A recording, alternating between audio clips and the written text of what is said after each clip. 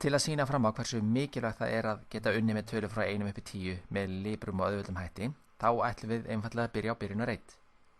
Ekki láta þetta blekkja þig, en þetta er mjög einfalt. Á eftir skaltu láta barnið þitt telja upp átt frá 1 upp í 10 og ég leti vita hvenær skal byrja. Eina forsendan til að gera þessa æfingu er að kunna telja, svo þetta verður líklega ekkert vandamál.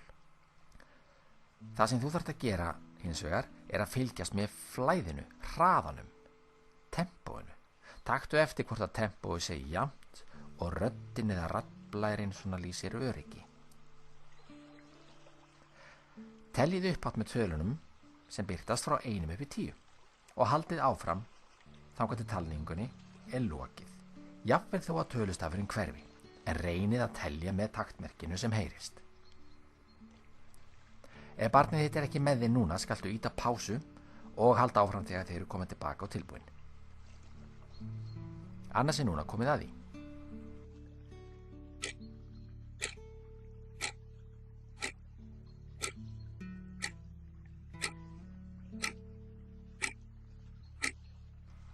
Hvernig gekk? Hélst hraðinn stöðugur?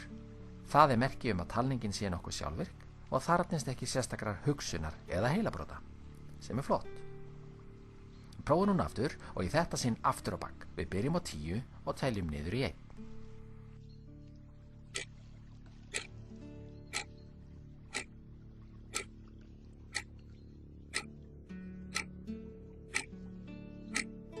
Hvað gerist núna? Var erfiðara að halda tempói núna? Það er allt í lagi. Það þýðir bara að æfingar er þörf en meira af því síðar.